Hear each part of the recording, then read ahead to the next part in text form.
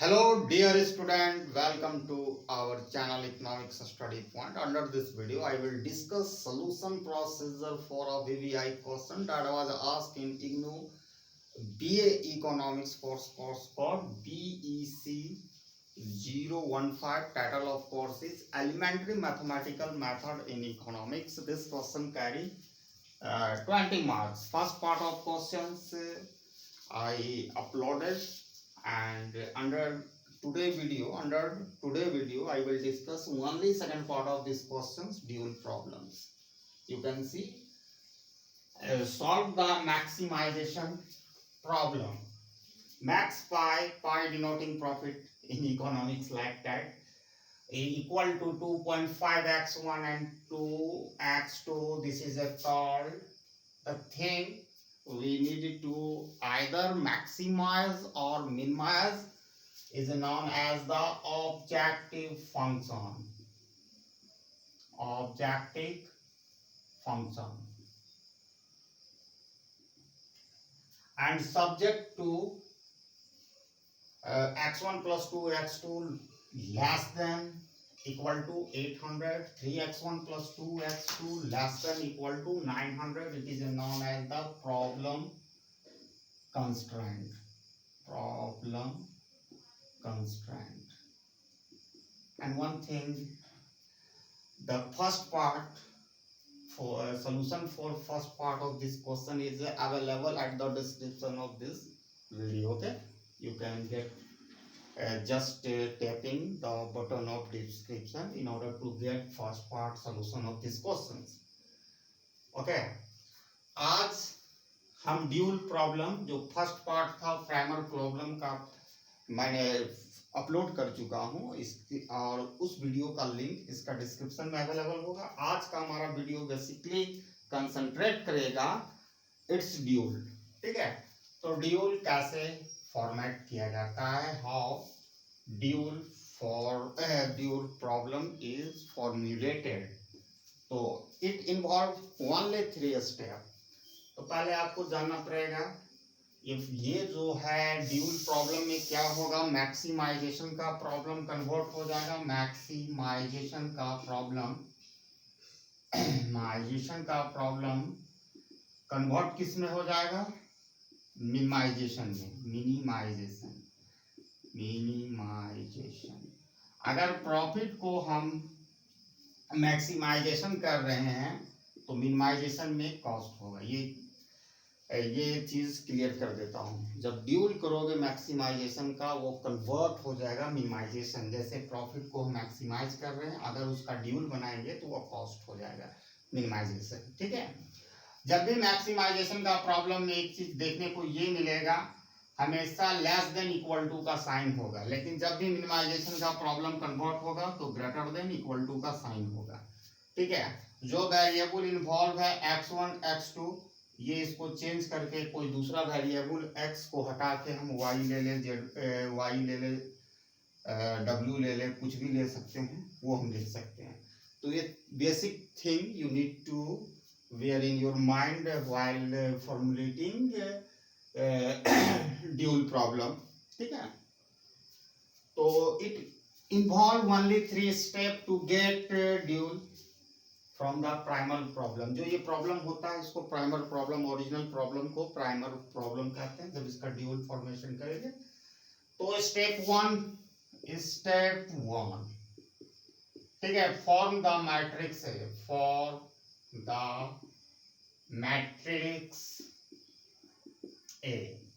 Form the matrix A. अब कैसे करना है वो सिंपल सा बात है। स्टेप 1 में ज्यादा दिमाग लगाने की जरूरत नहीं है। थोड़ा सा देखिए, मैट्रिक्स भी इस तरह कुछ स्पेशल प्रकार का बनाना पड़ेगा। ठीक है, तो यहाँ पर जो हम लिखेंगे problem constraint, coefficient of problem constraint. ठीक है, प्रॉब्लम कंस्ट्रेंट कोफिशिएंट ओनली, सिर्फ कोफिशिएंट को लिखना है। अब सारा चीज क्लियर हो जाएगा 1 मिनट में। कोफिशिएंट को, और नीचे वाला जो चीज है यहाँ पर ऑब्जेक्टिव फंक्शन का कोफिशिएंट लिखना है। ऑब्जेक्टिव फंक्शन का जो भी कोफिशिएंट है उसको लिखना है। ठीक है, ignoring the greater than equal to का साइन। तो आप यहाँ देखो हम यहाँ एक नीचे कर देते हैं, ठीक है। और जो दो वेरिएबल x1 और x2 है वो ऑलरेडी यहाँ लिखना है ऊपर, x1 x2, ठीक है। तो कोफिशिएंट ऑफ x1 और x2 का प्रॉब्लम कंस्ट्रेंट में आप देख सकते हो, यहाँ कुछ नहीं, x1 है, दैट इज द 1 है, यहाँ पर 1, यहाँ पर कोफिशिएंट, सॉरी यस, यहाँ पर कोफिशिएंट क्या है 2, और फिर ये 800 है, एक लकीर खींचेंगे, ठीक है। ये लकीर के बाद जो लेस देन इक्वल टू का जो नंबर्स है वो उसको यहाँ पर हम पुट करेंगे। दूसरा है 3, ठीक है। x1 का सेकेंड इक्वेशन में कोफिशिएंट 3 है, जो नंबर है उसी को कोफिशिएंट करते हैं, जो कुछ भी मल्टीप्लाई है इस इक्वेशन में। यहाँ भी 2 है x2 का इक्वल टू 900। अब चले जाओ यहाँ पर किसका लिखना है, ऑब्जेक्टिव फंक्शन का। तो ऑब्जेक्टिव फंक्शन का आप देख सकते हो 2.5 x1 का कोफिशिएंट है और 2 x2 का कोफिशिएंट है। Be made and we form matrix A. Step first, now we need to move to step 2. Step 2, we need to transpose of matrix A. जो मैट्रिक्स A बनाए उसको ट्रांसपोज करेंगे, transpose of matrix A, ठीक है। Transpose of matrix A. अब transpose of matrix A क्या होता है, conversion of either row into column और कॉलम इनटू रो, मतलब रो को कॉलम में बदल दो या कॉलम को रो में बदल दो, वही ट्रांसपोज होता है। तो इसको डिनोट करते हैं eighty. Eighty that means transpose of matrix ए। और जैसे ही ट्रांसपोज करोगे उसी तरह का मैट्रिक्स में लाइन भी ड्रॉ करनी है जिस तरह हम लोगों ने यहाँ किया था, ठीक है। लेकिन जब आप ट्रांसपोज करोगे तो you need to keep certain thing in your mind. जहां x1 और x2 है उसको बदलकर w1 y1 कुछ भी दूसरा वेरिएबल लिख देना, क्योंकि ड्यूल कर रहे हो, एक जैसा नहीं होनी चाहिए। अब हम ट्रांसपोज कर रहे हैं तो जो हॉरिजॉन्टल, इसको रो कहते हैं, 1 2 800 हॉरिजॉन्टल है, 3 2 900 रो है, यानी 3 रो है 3 कॉलम है। तो ये कॉलम जो है यहाँ 1 3 2 2.5, इस कॉलम को रो बना देंगे तो कैसे लिखेंगे, 1 3 2.5, इस तरह लिखा जा सकता है कि नहीं। फिर इसको हम इस कॉलम को रो बना देंगे तो कैसे लिखेंगे, 2 2 2, ठीक है। यहाँ भी 2, यहाँ भी 2, यहाँ भी 2, ठीक है। अब इसको कैसे लिखेंगे, 800 800 900, ठीक है। यहाँ तो कुछ नहीं खाली रहेगा। जो ये नीचे वाला क्या आ गया, ऑब्जेक्टिव फंक्शन मिल गया हमको, ऑब्जेक्टिव फंक्शन, जो पहले भी हम बता चुके हैं। और दूसरी बात, ये दोनों प्रॉब्लम कंस्ट्रेंट हो गया, problem constraint. And now we need to move on third step. तो थर्ड स्टेप में कुछ नहीं है, state the dual problem. Step third, ठीक है। स्टेप थर्ड में स्टेट द ड्यूल, ठीक है। State the dual. तो सबसे पहले ऑब्जेक्टिव फंक्शन लिखते हैं। तो यहाँ पर फंक्शन जो ओरिजिनल जो प्राइमर प्रॉब्लम मैक्सिमाइजेशन का, वो कन्वर्ट होकर किस में हो जाएगा, मिनिमाइजेशन, मिनिमाइज, ठीक है। और जो प्रॉफिट पाई कौन कन्वर्ट हो जाएगा कॉस्ट में, हम मिनिमाइज थी, कॉस्ट को मिनिमाइज करेंगे लेकिन प्रॉफिट को मैक्सिमाइज करते हैं ड्यूल में। अब देखो ऑब्जेक्टिव फंक्शन ये हो गया कि इसका x1 का कोफिशिएंट 800, x2 का कोफिशिएंट 900, इसको लिखा जा सकता है 800 x1 प्लस 900 x2, ठीक है। बाकी प्रॉब्लम कंस्ट्रेंट सब्जेक्ट टू, ठीक है। Problem constraint y1 plus 3y2। अब यहाँ पर देखो लेस देन, इसको उल्टा करके लिखना पड़ेगा, greater than equal to 2.5 and 2y1 plus 2y2 greater than equal to 2। और ये तो ऑलरेडी ऑब्जेक्टिव फंक्शन बन गया। दो चीज है y1 y2 greater than equal to 0। जैसे ये एज इट इज होगा, x की जगह y हो जाएगा कन्वर्ट। तो ये तीन स्टेप मैंने यूज किया हूँ। ये फॉर्मेशन ऑफ ड्यूल प्रॉब्लम और प्राइमर प्रॉब्लम को हमने ड्यूल में कन्वर्ट कर दिया हूँ। अब इसका जो मैक्सिमाइजेशन का कल हम लोगों ने प्रॉब्लम आया था, तो उसका आंसर आई थी मैक्सिमाइजेशन वाला प्रॉब्लम में 875। आप देख लेना, वीडियो में अवेलेबल दी है। मैक्सिमम वैल्यू आया था। आज मिनिमम वैल्यू क्या आएगा, जब हम ड्यूल प्रॉब्लम मिनिमाइज करेंगे तो उसको हम देखेंगे, ठीक है।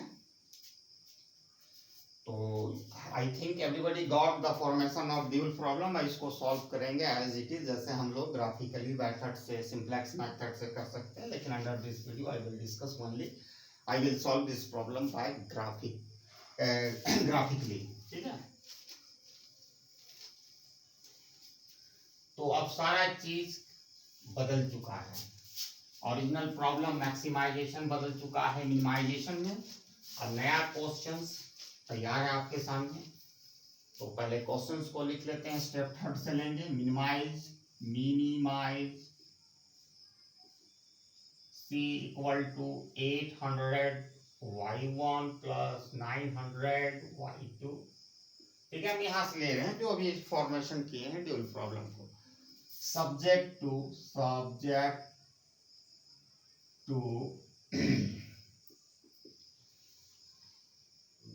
y1 plus 3y2 greater than equal to 2.5 and 2y1 plus 2y2 greater than equal to 2, y1 y2 greater than equal to 0। अब यहाँ देख सकते हैं, अब तो ये ऑब्जेक्टिव फंक्शन ये हो गया c, ऑब्जेक्टिव फंक्शन, और ये दोनों क्या हो गया, प्रॉब्लम कंस्ट्रेंट।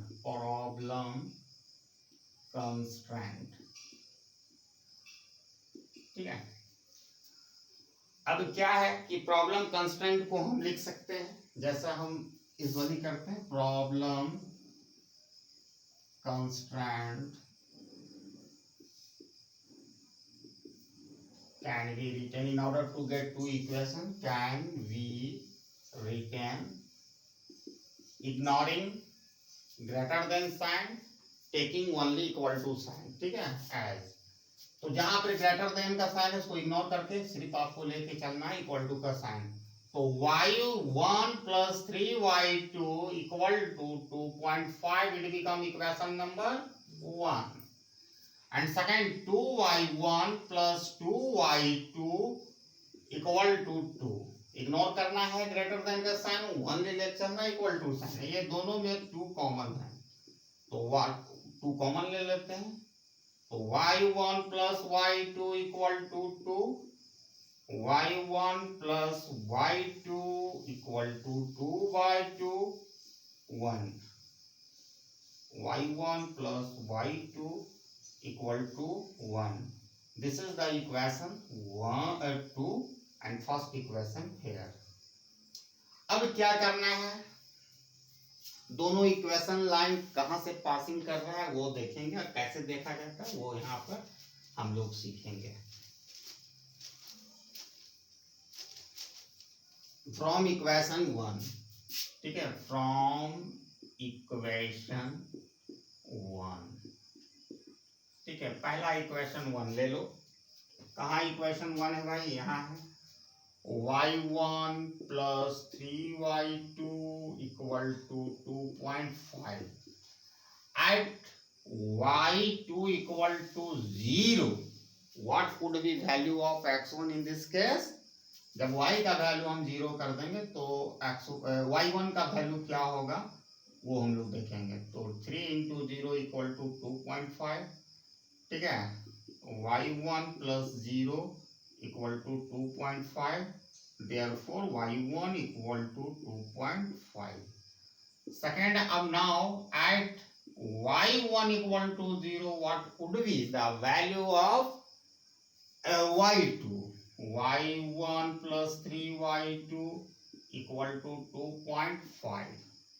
ठीक है, अब y1 को 0 कर देंगे तो 3y2 equal to 2.5, 3y2 equal to 2.5, therefore y2 equal to 2.5 by 3।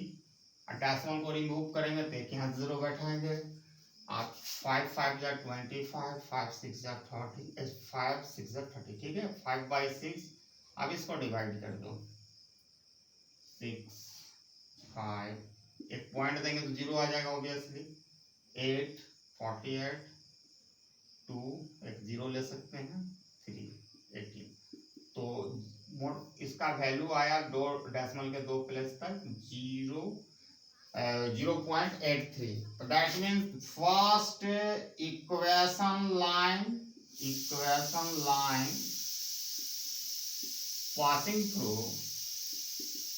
passing through first value should be written for x1 and next value x2, ठीक है। तो x1 sorry y1 and y2, यहाँ पर कैसे से y1, तो y1 का value क्या है 2.5 एंड 0.833, फर्स्ट 0.83, ठीक है, फर्स्ट लाइन पासिंग थ्रू कर रहा है। And we need to take an second equation. Second equation is very simple, y1 plus y2 from equation 2. Equation 2, y1 plus y2 equal to 1, यही equation 2 हम यहाँ से ले रहे हैं। तो at y2 equal to 0, then y1 plus 0 equal to 1, therefore y1 equal to 1, ठीक है। Similarly at y1 equal to 0, what would be value for y2? y1 plus y2 equal to 1, y1, now y1 becomes 0 plus y2 equal to 1, y2 equal to 1, therefore, ठीक है। तो second equation line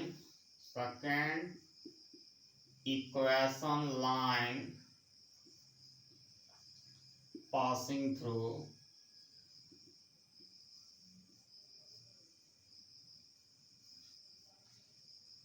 through 1 1, first value for y1 and second value for y2। तो यहाँ हम लिख लेते हैं first equation जो लाइन है उसका कोऑर्डिनेट वैल्यू क्या है 2.5 0.83 एंड सेकेंड इक्वेशन लाइन का value 1 1। Now it is a time to draw graph, ठीक है। अब ग्राफ हम इसको ड्रॉ करेंगे, तो ग्राफ हम यहाँ ही कर लेते हैं।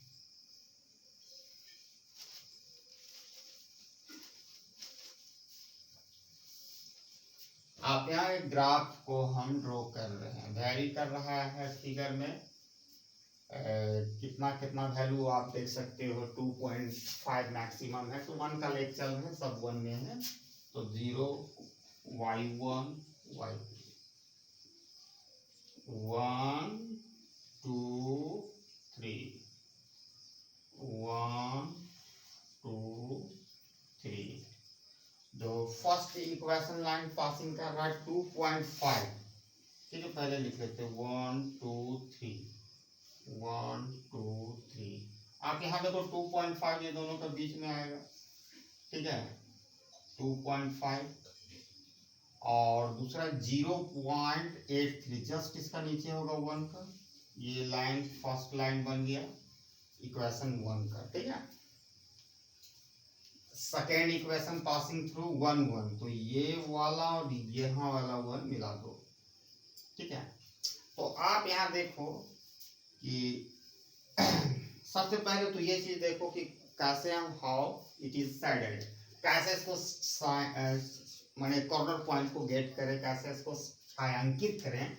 तो हम कल भी बताए थे, पहला वीडियो में भी, दूसरा वीडियो में, जब इस तरह ग्रेटर देन इक्वल टू, जब इसका ग्रेटर देन होगा तो ओरिजिन से बाहर की ओर साइडेड किया जाएगा। तो यहाँ पर दोनों लाइन के इंटरेक्शन के बाद जो एरिया बाहर की तरफ बचता है उसको साइडेड करना है। तो ये लाइन फर्स्ट लाइन हो गया, ये लाइन सेकेंड हो गया, दोनों का इंटरेक्शन यहाँ हुआ, तो ये पार्ट से लेके ये पार्ट्स तक बाहर का एरिया को साइडेड कर देना इस तरह, ठीक है। हमने किया। यहाँ पर 3 कॉर्नर पॉइंट बन रहा है, पहला ए बन रहा है, यहाँ पर बी बन रहा है और यहाँ पर सी बन रहा है। अब सारा का वैल्यू हम लिखते जाएंगे। यहाँ पर क्या है, y1 का वैल्यू 2.5 और y2 0 है ऑब्वियसली। a1 में भी क्या है, y1 0 but y2 equal to 1। और b के बारे में हमें जानकारी नहीं, दोनों इक्वेशन एक दूसरे को इंटरसेक्टिंग पॉइंट निकाल कर हम कर सकते हैं। तो सेकेंड स्टेप हम वो करते हैं काम।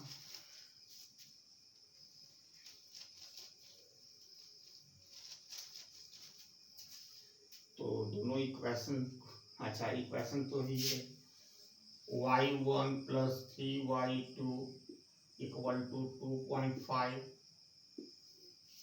y1 plus y2 equal to 1। Equation ये 1 है और ये 2 हम लोगों ने देखा है, ठीक है। अगर हम इक्वेशन 1 को 2 से सब्ट्रैक्ट कर देंगे तो y1 एलिमिनेट होगा। सब्ट्रैक्टिंग इक्वेशन 1/2, तो y1 plus 3y2 equal to 2.5, y1 plus y2 equal to 1। Sign को आप इंटरचेंज करो तो plus y1 and minus y1 eliminate हो गया। यहाँ 2y2 equal to 1.5, y2 therefore y2 equal to 1.5/2। अगर डेसिमल की रिमूव करेंगे तो ये आएगा, तो 5 3 जा 15 एंड 5 4 जा 20। ये y2 का वैल्यू निकल गया, ठीक है। अब y1 का वैल्यू बहुत ही आसानी से हम निकाल सकते हैं, just substituting the value of y2 in equation, either equation 1 and 2, but in this here I would like to put the value of y2 in equation 2 for simplicity, ठीक है। सिंप्लिसिटी के लिए, कैलकुलेशन से बचने के लिए हम कर रहे हैं। तो y दूसरा इक्वेशन में वैल्यू पुट कर रहे हैं y2 का, ये भाई। तो y1 प्लस 3/4 इक्वल टू 1। अब उधर उसको शिफ्ट कर देंगे, ठीक है। तो क्या हो जाएगा, 1 minus 3/4, 4 LCM 4 minus 3 equal to 1/4। तो y1 का वैल्यू 1/4, y2 का वैल्यू क्या है 3/4। तो यहाँ लिख देते हैं बी पॉइंट में 1/4y1 और y2 का 3/4। अब नेक्स्ट जो स्टेप है इस क्वेश्चन में, जो कॉर्नर पॉइंट 3 ठो में है ए बी सी, तो वो लिखते हैं।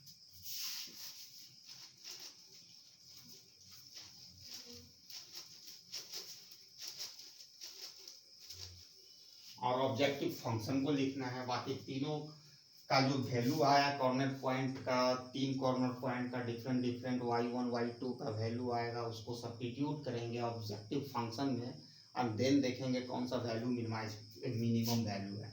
तो पहले कॉर्नर पॉइंट को आइडेंटिफाई करते हैं, कॉर्नर पॉइंट, ठीक है। इस क्वेश्चन में कॉर्नर पॉइंट ए है, यहाँ देखो ए बी सी, ए हो गया, बी हो गया, सी हो गया।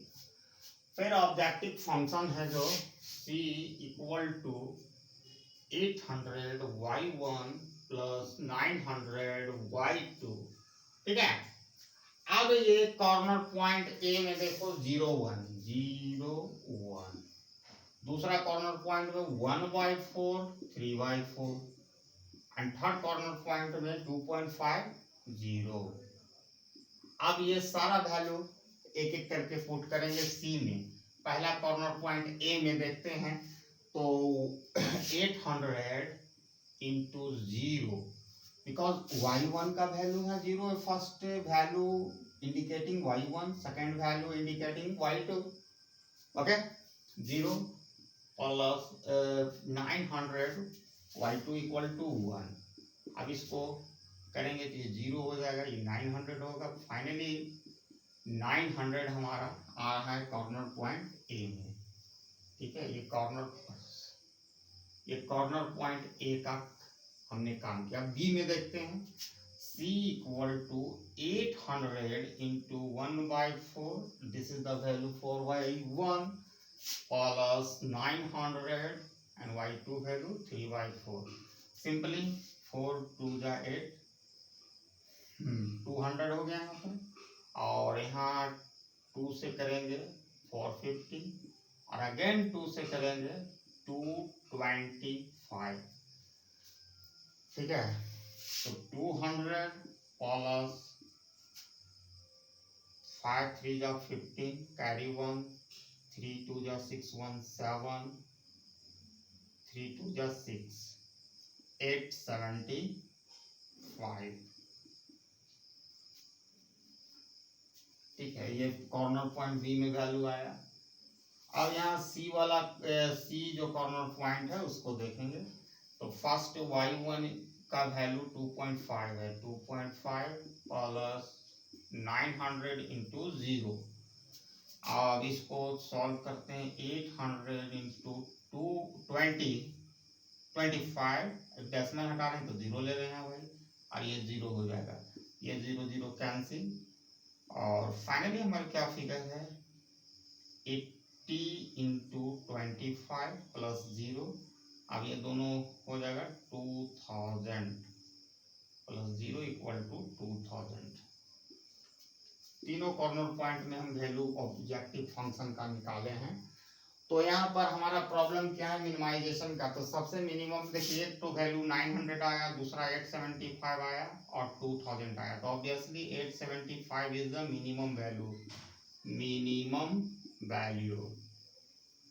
Optimal value in this problem, dual problem में minimum value.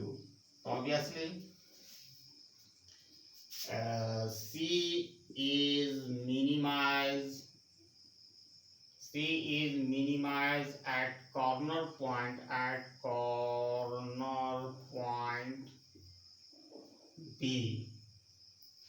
where y1 equal to 1/4, y2 equal to 3/4.